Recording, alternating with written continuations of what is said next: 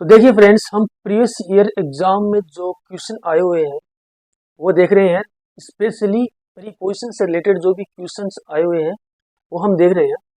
उसी सीरीज को आगे बढ़ाते हुए आज भी मैं आपके लिए कुछ बेहतरीन क्वेश्चन लेकर आया हूँ जो प्रीवियस ईयर एग्जाम में आए हुए हैं। तो हमारा जो पहला जो क्वेश्चन है वो है he went sea a alone. He went खाली स्थान सी ए एलोन।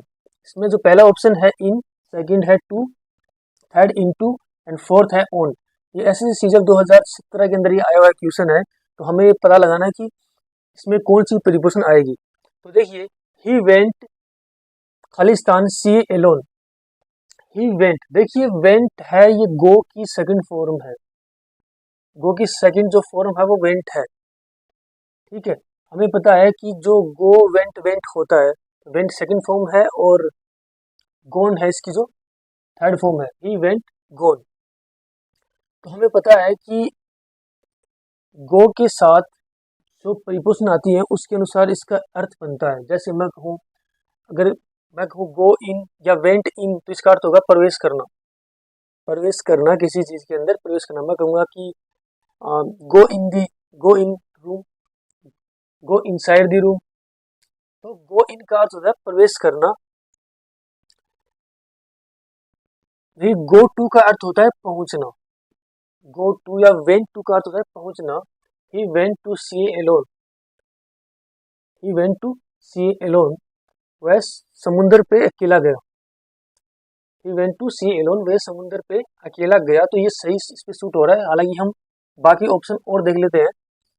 तो थर्ड ऑप्शन है वो इनटू। तो गो इनटू का अर्थ भी होता है प्रवेश करना, लेकिन मोशन के अर्थ में प्रवेश करना। सपोज करिए हम एक रूम से दूसरे रूम में जा रहे हैं तो कहें go into the room. So into भी यहाँ पर सूट नहीं हो रहा है। गो ऑन का अर्थ होता है जारी रखना। गो ऑन का अर्थ होता है जारी रखना या आगे बढ़ना।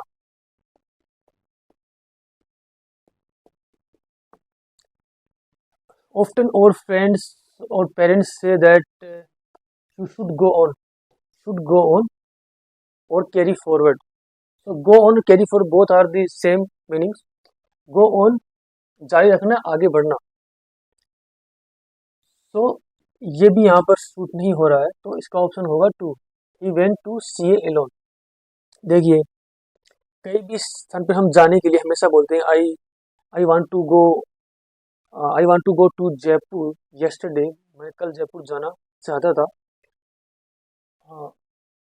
We need to check the fact, we need to check the fact before we jumped at the truth, said our parents, and they said we should carry on or go on further investigation. So go on का यहाँ पर जो अर्थ होगा वो जारी रखना होता है।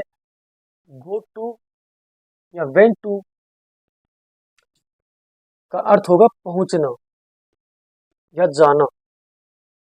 go to या went to अर्थ होता है पहुंचना, किसी स्थान पे पहुंचना या जाना, पहुंचना या जाना। तो देखिए, हमारा जो सेकंड जो क्वेश्चन है, जो वो भी एसएससी सीजीएल 2017 में आया हुआ क्वेश्चन है।